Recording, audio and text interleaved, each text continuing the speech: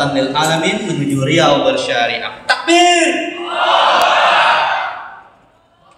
Shallu ala Nabi.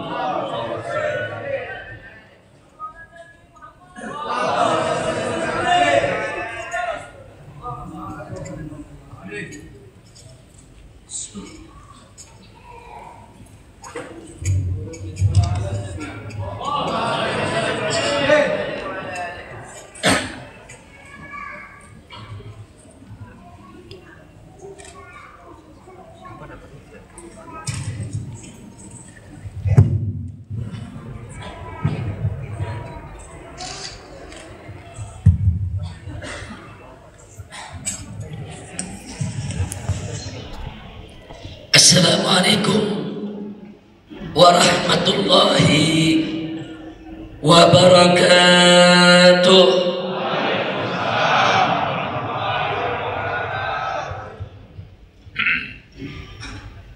Bismillah walhamdulillah wala hawla wala quwwata illa billah. Ashhadu an la ilaha illallah wahdahu la syarika lah wa ashhadu anna sayyidana Muhammadan abduhu wa rasuluhu la nabiyya ba'dah. Allahumma salli wa sallim wa barik ala sayyidina wa habibina wa syafi'ina wa maulana nabiyyina Muhammadin wa ala alihi at-tahirin at-tayyibin wa ashabihi al-ghurr al-mayamin wa man tabi'ahum bi ihsanin ila yaumiddin. Siyadatul habaib asy-syurafa وسعادة العلماء الفضلاء وفضيلة الأمراء الكرماء وجميع الحاضرين والحاضرات الأحباء الأعزاء رحمكم الله. في هذه المناسبة السعيدة وبمثل هذا الاجتماع المبارك في هذا المكان الطيب لا أنسى أن أوصيكم جميعا ونفسي بتقوى الله وبطاعة رسول الله صلى الله عليه وسلم.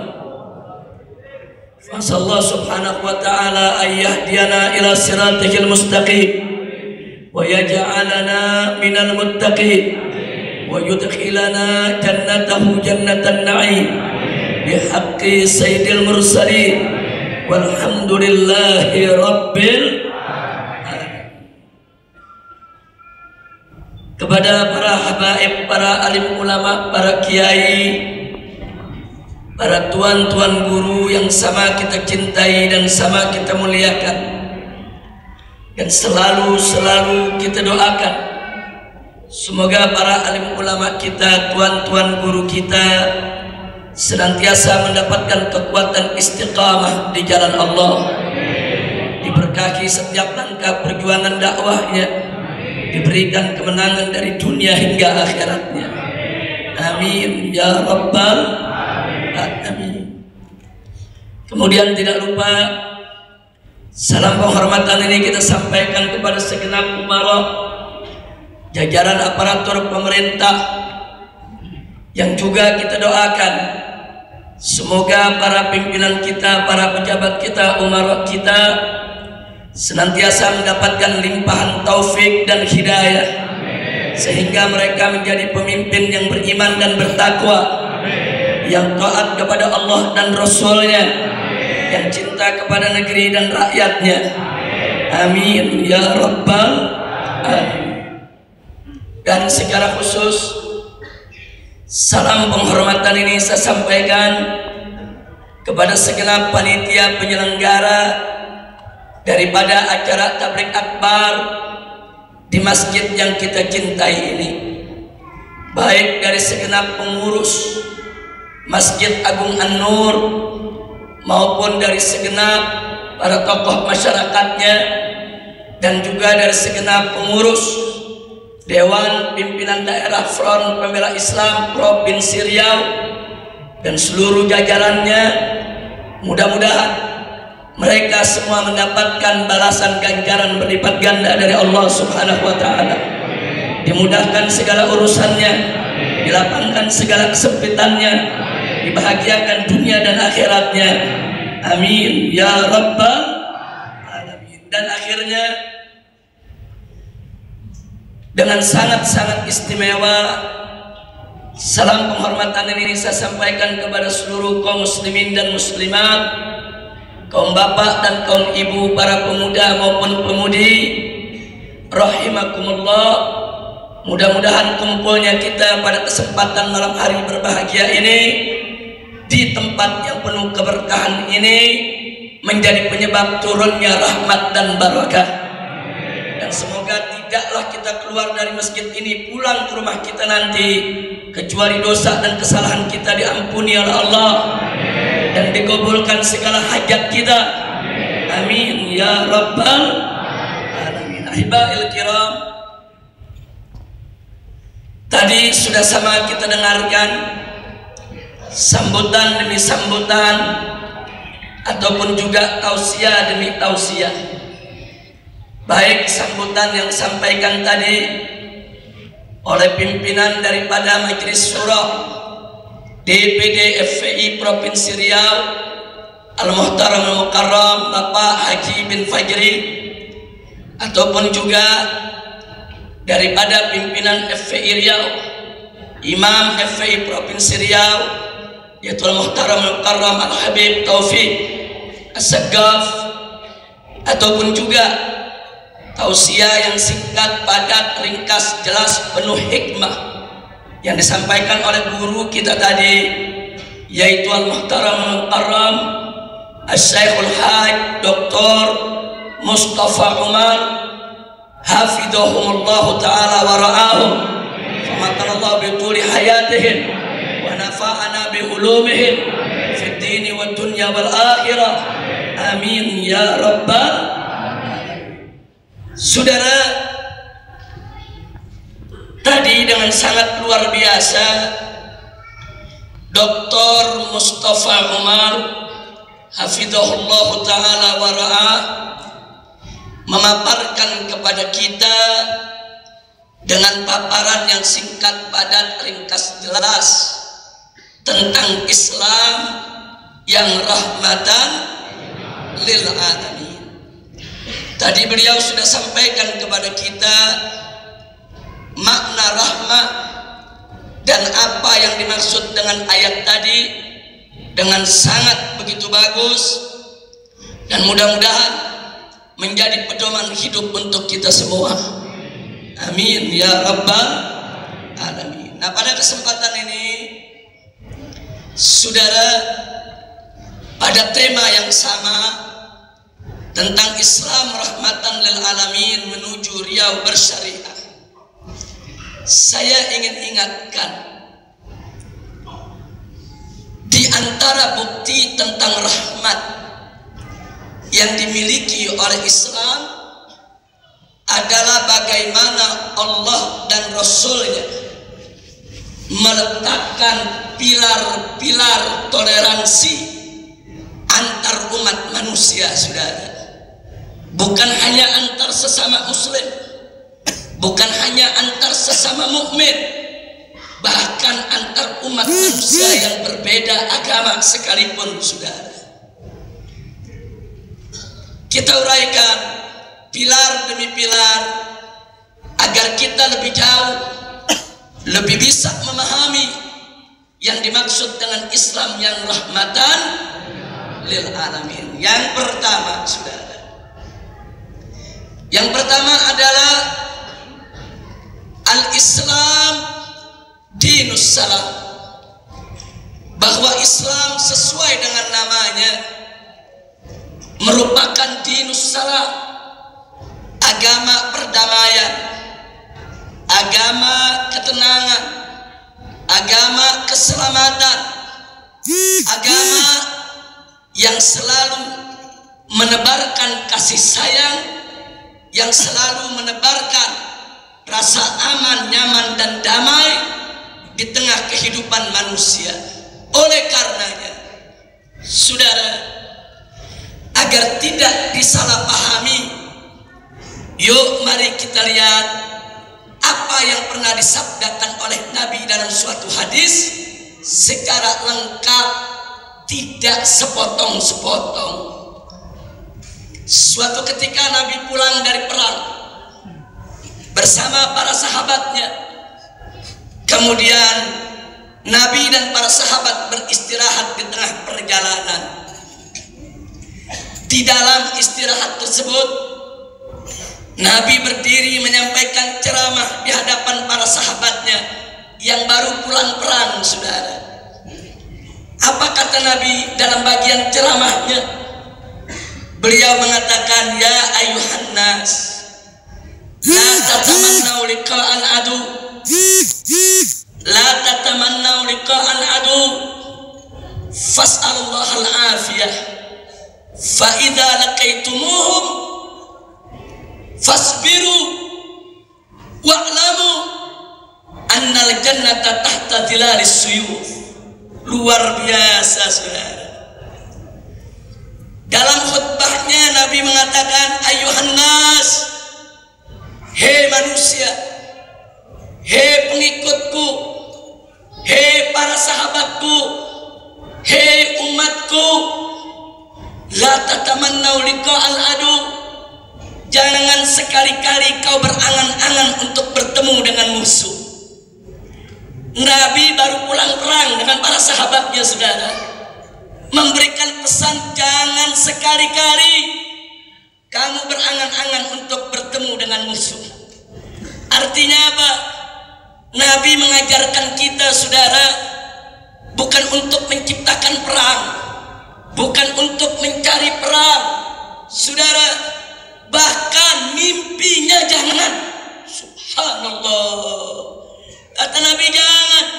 Fas'alullahal afiyah, tapi mohonlah oleh kamu sekalian kepada Allah al-afiyah, kehidupan yang tentram, kehidupan yang damai, kehidupan yang sejahtera, bukan kehidupan yang penuh dengan peperangan, saudara. Jadi artinya kita diajarkan oleh Nabi untuk mencari kawan, bukan mencari lawan, untuk mencari hidup tenang, bukan hidup perang, saudara. Tapi selanjutnya apa kata Nabi? Fa idza laqaitumuhum, tapi kalau kamu terlanjur bertemu dengan musuh, musuh tidak diundang tapi dia datang menyerang, musuh tidak dicari tapi mereka datang sendiri untuk menghancurkan kita, maka apa kata Nabi? Fasbiru, hadapi mereka dengan sabar, hadapi mereka dengan tegar, hadapi mereka dengan tabah. Fasbiru bimakna fatbutu, tidak boleh mundur selangkah pun juga. Takbir. Kita nggak dikasih nyari musuh, kita nggak dikasih menciptakan perang, kita nggak dikasih bikin ulah, bikin ribut, saudara. Tapi kalau musuh tidak diundang, dia datang menyerang. Kalau musuh tidak dicari, dia datang sendiri. Haram umat Islam mundur selangkah pun juga tanpa alasan syar'i, saudara. Inilah ajaran Nabi kita Muhammad sallallahu alaihi wasallam. Kemudian Nabi memberikan semangat. Apa kata Nabi? Wa'lamu, ketahuilah oleh kamu sekalian, ketahuilah oleh kamu sekalian, annal jannata, bahwa sesungguhnya sorga itu tahta dhilalis suyuf, di bawah kilatan pedang, saudara. Nah, ini kadang-kadang kaum liberal licik, saudara, kaum orientalis culas, saudara. Ini hadis dipotong, cuma diambil ujungnya doang, diambil bagian akhir. Kata Nabi, ketahuilah sorga itu ada di bawah kilatan pedang. Tuh lihat, Islam agama keras, Islam agama pedang, Islam agama pembunuhan, Islam itu agama yang berdarah-darah. Kenapa mereka katakan begitu? Mereka korupsi dalil, saudara. Itu namanya korupsi dalil. Hadisnya nggak begitu. Baca hadis dari awal dong, saudara. Dari awal Nabi mengatakan, hei umat manusia, jangan sekali-kali kau berangan-angan bertemu dengan musuh. Jangan memimpikan perang, jangan menciptakan perang, jangan. Tapi mohon kepada Allah hidup yang tenang, hidup yang tentram, hidup tanpa huru-hara. Tapi kalau terlanjur bertemu dengan musuh, ya jangan lari. Hadapi mereka dengan tegar. Kenapa? Karena surga menantimu. Subhanallah. Kira-kira jelas tidak? Jelas tidak? Jadi hadis tadi kita disuruh perang atau disuruh tenang? Disuruh rusuh atau disuruh damai? Baca hadis dari awal, saudara. Jangan dipotong-potong, ambil ujungnya doang. Ini dia nih, saudara. Korupsi dalil, bukan duit aja yang bisa dikorupsi, dalil dikorupsi juga. Korupsi dalil, korupsi hujah untuk menjelekkan Islam, saudara. Jadi berdasarkan hadis ini, tidak ada perbedaan di antara ulama bahwa umat Islam dilarang keras untuk melakukan gangguan keamanan, saudara. Tidak boleh menciptakan perang, tidak boleh mengganggu ketenangan, tidak boleh, kecuali ada alasan syar'i yang dibenarkan oleh Allah dan Rasul. Berarti jelas sudah bagi kita bahwa Islam adalah agama damai. Islam bukan agama huru-hara. Nah, sekarang kita ambil pelajaran. Kalau sama musuh aja orang kafir, kita nggak boleh menciptakan perang, apalagi sesama saudara muslim, saudara. Sama orang kafir aja nggak boleh kita ciptakan perang, kecuali kalau mereka menyerang kita, mereka mengganggu kita, saudara. Kecuali kalau mereka ingin memporak-porandakan daripada kehidupan umat Islam. Kalau dengan orang kafir saja kita diajarkan pilar toleransi untuk tidak menantang-nantang perang, apalagi sesama umat Islam. Lebih haram umat Islam kalau menumpahkan darah sesama muslim, saudara. Ambil pelajaran baik-baik pilar ini, saudara. Kalau kepada orang kafir saja kita harus berupaya menciptakan kedamaian, apalagi sesama. Siap ciptakan kedamaian? Siap ciptakan ketentraman? Takbir! Sallu ala nabi.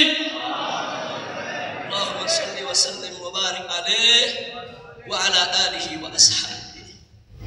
Yang kedua, saudara, pilar yang kedua, saudara, Allah mengharamkan kita untuk sabul adyan, mencaci maki agama orang, saudara. Allah firmankan dalam Al-Quranul Karim dalam surat Al-An'am, faqala ta'ala wa la tasubbul ladzina yad'una min dunillah fayasubbullah adwan bighairi ilmin. Shadaqallahul azim. Allah nyatakan dalam ayat barusan, saudara, kepada orang-orang yang beriman, la tasubbul ladzina yad'una min dunillah. Hei orang-orang beriman, jangan sekali-kali kau mencaci maki, menghina mereka-mereka yang menyembah selain Allah. Jangan kau caci maki agamanya, jangan kau caci maki Tuhannya, jangan kau caci maki ajarannya, jangan kau caci maki umatnya. Kenapa? Sebab kalau kau caci maki mereka, kata Allah, fayasubbullah, nanti mereka mencaci maki Allah. Adwan, dengan penuh permusuhan, kebencian, kelewat batas, bighairi ilmin, tanpa ilmu pengetahuan, saudara. Ini ajaran Islam. Nggak boleh kita caci maki agama orang, saudara. Nggak boleh kita hina-hina agama orang. luar biasa.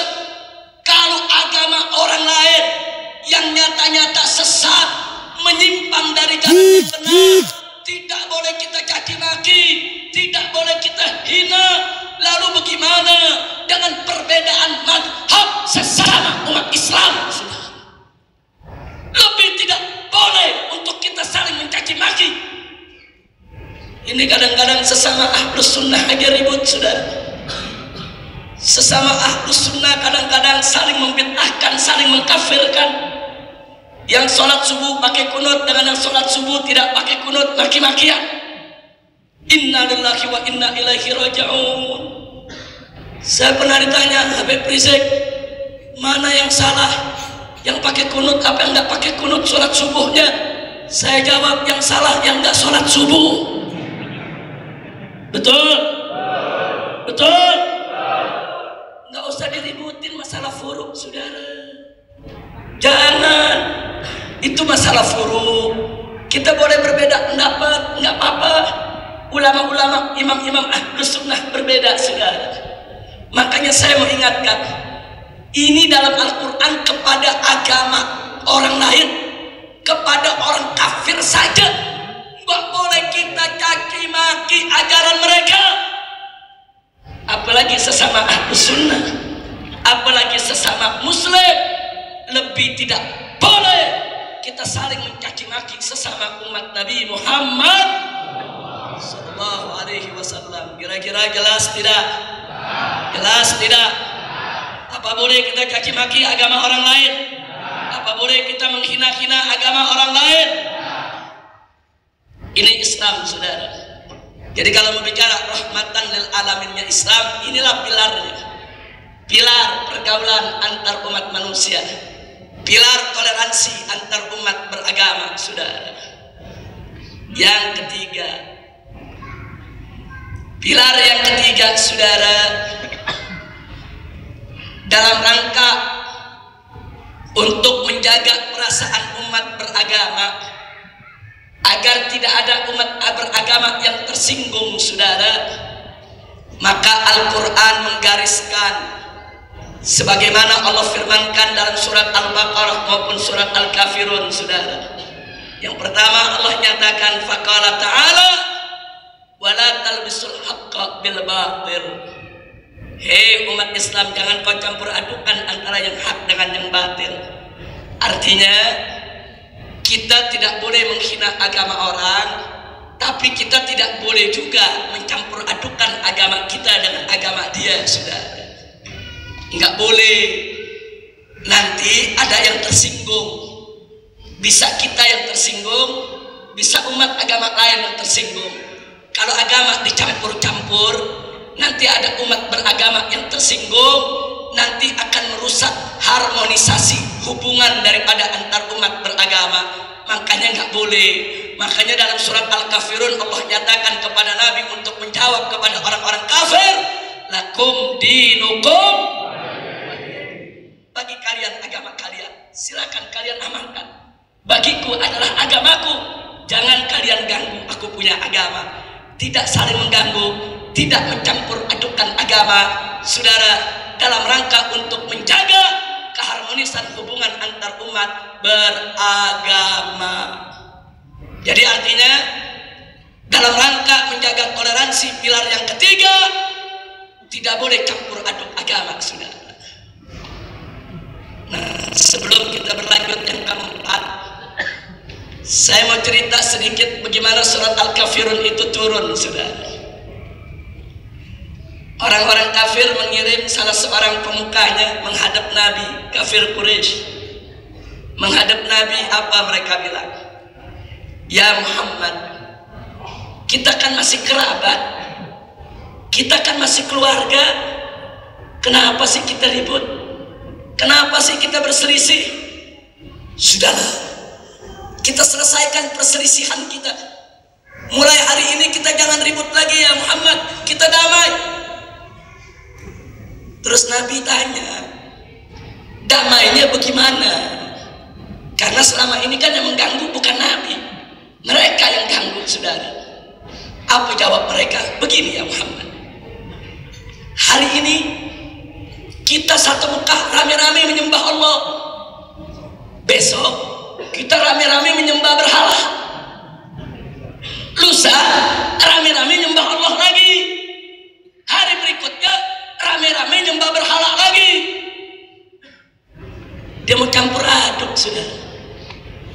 Ini yang dikirim sama orang-orang kafir nih, Abu Jahal buat nyampein, udah kita damai. Sehari nyembah Allah, sehari nyembah Latul Uzza, sehari nyembah Allah, sehari lagi nyembah berhala, saudara. Begitu mereka tawarkan itu, saudara. Saat itu juga Allah mengirim malaikat Jibril alaihissalam untuk membawa wahyu kepada Nabi agar Nabi langsung menjawab kepada mereka. Allah nyatakan, "Qul ya ayyuhal kafirun." Katakan ya Muhammad, katakan hai Nabi, katakan hai Rasul, ya ayyuhal kafirun. Hei orang-orang kafir, la a'budu ma ta'budun. Aku tidak akan menyembah apa yang kalian sembah. Wala antum abiduna ma a'bud. Dan kalian tidak akan menjadi penyembah apa yang aku sembah. Wala ana abidum ma abattum. Dan aku juga tidak menjadi penyembah apa yang kalian sembah. Dan sekali lagi, wala antum abiduna ma'abud. Dan kalian tidak menjadi penyembah apa yang aku sembah. Lakum dinukum waliyadin. Bagi kalian agama kalian, dan bagiku adalah agama. Masya Allah, Allah suruh Nabi jawab langsung. Saya mau tanya, jawabannya tegas tidak?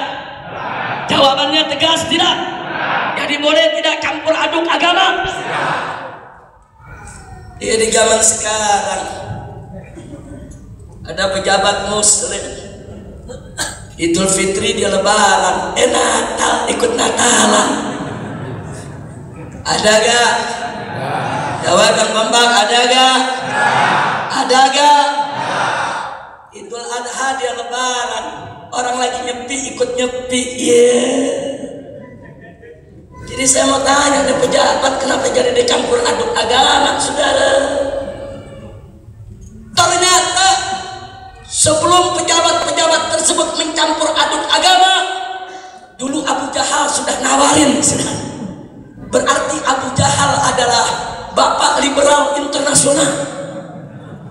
Jadi sebelum ada liberal yang suka campur aduk agama, Abu Jahal udah mau nawarkan campur aduk agama, saudara. Jadi kalau sekarang ada orang suka campur aduk agama, berarti mereka adalah pengikut. Pengikut. Saya mau tanya semua di sini, mengikut Abu Jahal atau pengikut Nabi Muhammad? Ikut Abu Jahal atau ikut Rasulullah? Mau campur adukan agama? Ini pilar toleransi mesti dijaga, saudara. Kalau kita campur adukan agama, nanti ada umat beragama tersinggung. Jadi mencampur aduk agama itu bukan pilar toleransi, bukan, saudara. Justru dengan mencampur aduk agama, nanti ada pihak umat beragama yang marah, rusak dong toleransinya, rusak dong keharmonisannya, rusak dong hubungan baiknya. Kalau antar umat beragama, hubungan itu mau harmonis, hubungan itu mau mesra, hubungan itu mau baik, jangan sekali-kali mencampur adukan agama.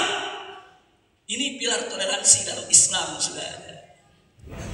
Jadi rahmatan lil alamin jangan disalah tafsirkan. Oh, Islam kan agama rahmat. Jadi kalau orang ke gereja, kita ke gereja. Pala dubuh menyan. Kira-kira jelas tidak? Rahmatan lil alamin bukan mencampur aduk agama. Masing-masing tetap berpegang kepada agamanya tanpa menghina agama orang lain. Saya tanya, kalau masing-masing umat beragama mengamalkan ajaran agamanya tanpa menghina orang lain, kira-kira tenang tidak? Damai tidak? Gak ribut, saudara. Baik, yang keberapa sekarang? Yang keberapa? Keempat, saudara. Ini yang tidak kalah indahnya. Allah nyatakan dalam Al-Quranul Karim, faqala ta'ala, la ikraha fiddin. Tidak ada paksaan untuk masuk ke dalam agama Islam. Subhanallah. Tidak boleh ada seorang pun yang masuk ke dalam ajaran Islam karena dipaksa, karena diancam, karena diteror, karena ditakut-takuti, karena dijebak, hipnotis. Tidak boleh. Nggak boleh. Ini indahnya agama Islam. Nggak boleh kita paksa orang lain untuk masuk Islam. Kenapa tidak boleh kita paksa? Karena Islam agama mulia, Islam agama suci, Islam bukan agama kotor main paksa. Tidak. Apalagi cara-cara kotor, najis, menjijikkan. Seperti apa? Seperti dengan sengaja seorang pemuda muslim menghamili perempuan kafir dengan niat supaya si perempuan kalau nanti sudah hamil terpaksa kawin sama dia masuk Islam. Haram. Masya Allah, ini indahnya Islam. Nggak boleh. Makanya dalam ajaran Islam apa ada kiai ngajarin, hei para pemuda, buntingilah gadis-gadis kafir. Ada begitu? Nggak ada. Buntingilah mereka supaya nanti kalau sudah bunting mereka masuk Islam. Ada tidak? Dan kalau ada agama seperti itu agama kotor, agama jorok, agama najis. Islam agama mulia, Islam agama bersih, Islam agama suci. Haram kita kotori agama ini dengan cara-cara licik memasukkan orang ke dalam Islam. Subhanallah, indah tidak Islam? Indah tidak Islam? Apa boleh kita paksa orang lain masuk Islam? Apa boleh kita ancam orang lain masuk Islam? Apa boleh kita teror orang lain masuk Islam? Apa boleh kita takut-takuti orang lain supaya masuk Islam? Apa boleh kita tekan orang lain supaya masuk Islam? Apa boleh kita hipnotis orang lain supaya masuk Islam? Tidak boleh.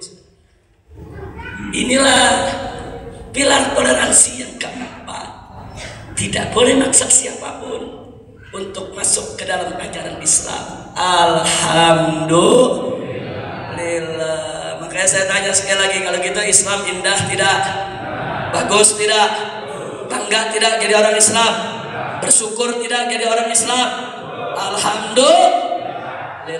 Yang kelima, pilar toleransi yang kelima, saudara,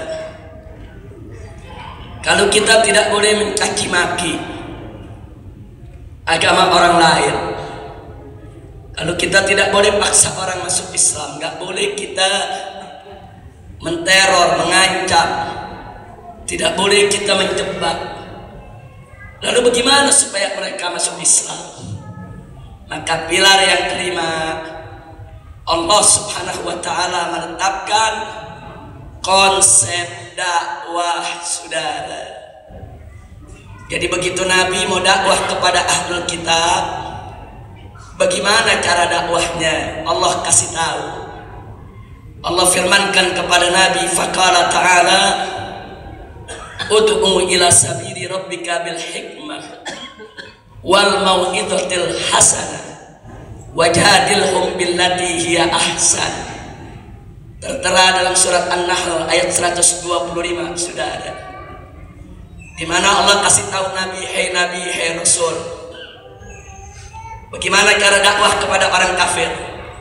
Ud'u ila sabili rabbika bil hikmah, ajak mereka ke jalan Tuhanmu, ajak mereka masuk Islam bil hikmah, dengan hikmah. Ma makna al-hikmah?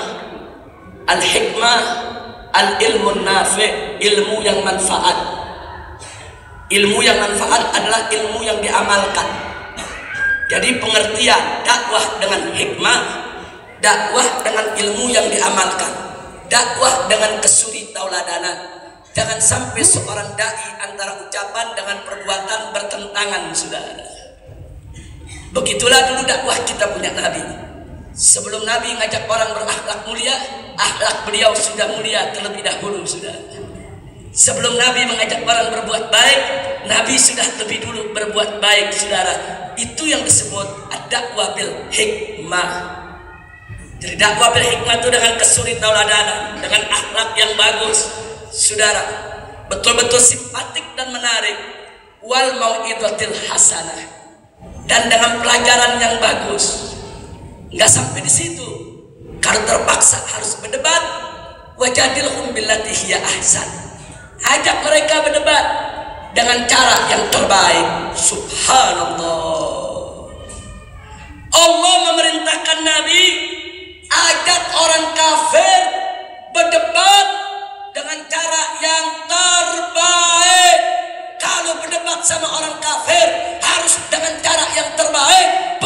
kalau dialog sesama umat Islam harus lebih baik lagi, saudara. Disuruh dialog dengan orang kafir. Nah, jadi jangan maksa orang kafir masuk Islam, jangan ngancam. Tapi kita dakwah, kita tunjukkan akhlak yang bagus, kasih tahu pelajaran yang baik, dan ajak mereka dialog, ajak mereka berdebat, supaya mereka mau masuk Islam. Insya Allah. Indah tidak Islam? Indah tidak Islam? Baik, saudara. Mana pilar lainnya? Pilar yang keenam, saudara. Pilar yang keenam, Allah tidak melarang umat Islam untuk bermuamalah yang baik kepada orang kafir selama si kafir tidak mengganggu umat Islam, saudara. Allah nyatakan dalam Al-Quran, faqala ta'ala, la yanhakumullah 'anil ladzina lam yuqatilukum fid din wa lam yukhrijukum min diyarikum an tabarruhum wa tuqsitu ilaihim. Jadi Allah nyatakan, saudara, Allah tidak melarang kamu, hai orang beriman, untuk berbuat baik, berlaku adil kepada orang-orang kafir yang tidak memerangi kamu dalam agama dan tidak mengusir kamu dari negerimu sendiri. Subhanallah. Jadi orang-orang kafir yang tidak mengganggu umat Islam, saudara, boleh hidup berdampingan dengan kita, boleh bermuamalah dengan kita. Kita diperintahkan oleh Allah untuk memperlakukan mereka dengan baik, saudara. Nggak ada Islam mengajarin untuk kita membantai mereka. Jadi kalau ke depan kita bicara NKRI bersyariah, kalau ke depan kita bicara Riau bersyariah, bukan NKRI yang memusuhi orang di luar Islam, bukan Riau yang memusuhi orang di luar Islam. NKRI bersyariah bukan berarti orang kafir nggak boleh hidup di Indonesia. Riau bersyariah bukan berarti orang kafir tidak boleh hidup di Riau. Tidak begitu, saudara. Silakan mereka hidup di Indonesia, silakan mereka hidup di Riau, silakan mereka hidup di tengah-tengah umat Islam. Yang penting mereka tidak mengganggu kaum muslimin, mereka tidak berbuat onar terhadap umat Islam.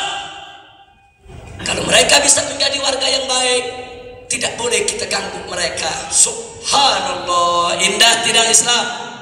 Indah tidak Islam? Indah tidak Islam? Yang keberapa sekarang? Yang ketujuh. Ternyata nggak sampai di situ. Ternyata memanfaatkan tenaga orang kafir untuk kepentingan umat Islam dibolehkan, saudara. Selama si kafir bisa dipercaya tidak khianat. Dulu Nabi menggunakan beberapa orang kafir untuk menjadi mata-mata di Mekah, saudara.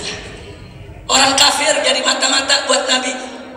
Kalau orang kafir lihat gerak-gerik kafir Quraisy, kalau ada berita penting kafir Quraisy mempersiapkan pasukan menyerbu umat Islam, dia kirim kabar ke Nabi. Awas, hati-hati, kafir Quraisy punya rencana jahat. Jadi Nabi gunakan beberapa orang kafir yang bisa dipercaya untuk kepentingan perjuangan Islam, saudara. Bahkan Nabi pernah beli senjata dengan Sufyan ibn Umayyah, saudara. Nabi beli senjata dari orang kafir buat perang lawan orang kafir. Nabi kerjain, saudara. Nabi beli senjatanya, Nabi beli. Nah, jadi artinya, saudara, isti'malul kuffar fi khidmatil Islam dibolehkan dalam syariat, saudara. Ini juga menunjukkan pilar toleransi.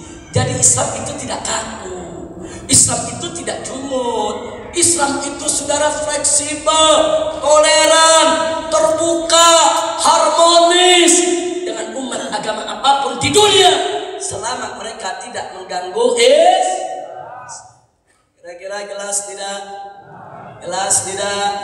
Yang keberapa sekarang? Yang ke-8, saudara. Pilar yang ke-8, saudara. Ternyata kita boleh bermuamalah, berdagang dengan orang kafir kalau barusan menggunakan untuk kepentingan politik, negara, keamanan. Ternyata pedagang gak apa-apa, saudara. Nabi dulu belanja dari orang Yahudi. Nabi pernah ngutang sama orang Nasrani, saudara? Enggak ada larangan. Silakan berbisnis, silakan berdagang, Yang penting jangan langgar syariat Islam. Yang penting jangan melakukan hal-hal yang diharamkan dalam ekonomi Islam. Silakan membangun negara, silakan berdagang, silakan berniaga, silakan berbisnis dengan orang yang berbeda agama. Ini indahnya Islam. Islam gak kaku, enggak. Yang penting jangan melanggar aturan syariat. Kalau kita bisnis dengan orang kafir dengan kita berbuat riba, tolak saudara. Karena riba haram dalam syariat Islam. Tapi kita tarik si kafir tadi untuk ikut aturan ekonomi Islam. Insya Allah. Yang keberapa berikutnya? Yang berapa berikutnya? Ke-9 saudara. Yang ke-9 luar biasa. Allah mewajibkan kita bersikap adil kepada setiap manusia.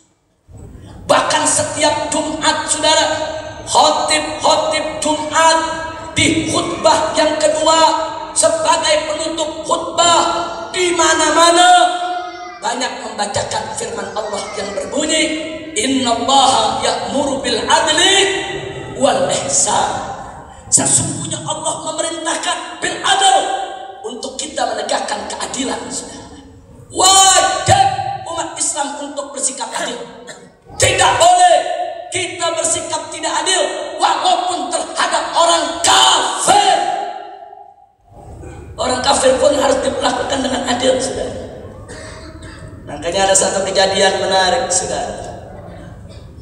Sayyidina Ali ibn Abi Thalib radhiyallahu taala anhu ketika menjadi khalifah, jalan-jalan di pasar, tahu-tahu mampir ke satu toko Yahudi. Di warung toko pakaian Yahudi tadi, Sayyidina Ali melihat ada baju perang dipajang di sudut warung, di sudut toko, saudara. Sayyidina Ali mendekat, diperhatikan itu baju. Ternyata itu baju milik Sayyidina Ali yang telah lama hilang, saudara. Ada tanda-tandanya, dia kenali betul ini baju dia, saudara. Kemudian disampaikanlah kepada pemilik toko kalau itu adalah baju Sayyidina Ali. Pemilik toko menolak. Oh tidak, ini baju saya. Ini baju saya. Kalau Tuhan merasa ini Tuhan punya baju, kita ke pengadilan. Biar hakim yang memutuskan. Ini Sayyidina Ali khalifah, kepala negara, saudara. Kepala negara berhadapan dengan rakyat biasa, pedagang Yahudi. Apa terus Sayyidina Ali semenang-menang?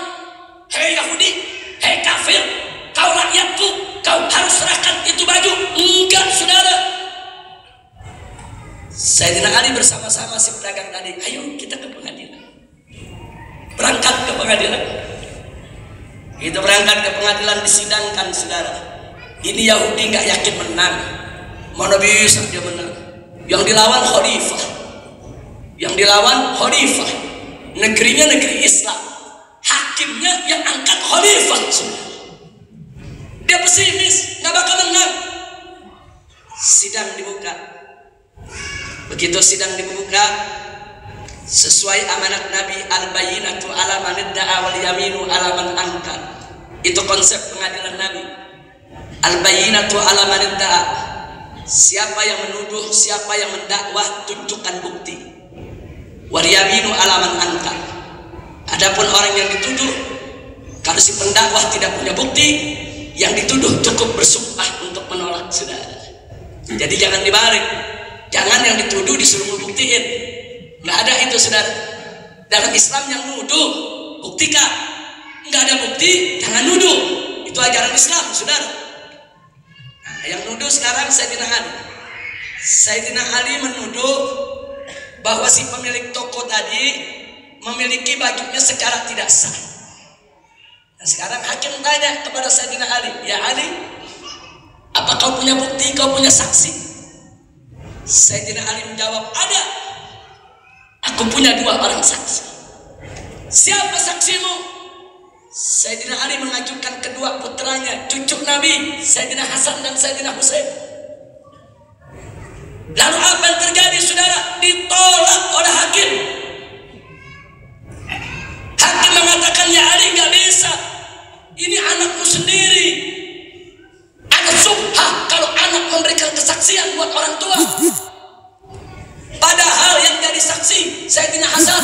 Sayyidina Husain, cucu Nabi, sahabat Nabi yang gak bakal bohong, tetap ditolak oleh hakim. Sudah, hakim gak terima, anak gak boleh jadi saksi.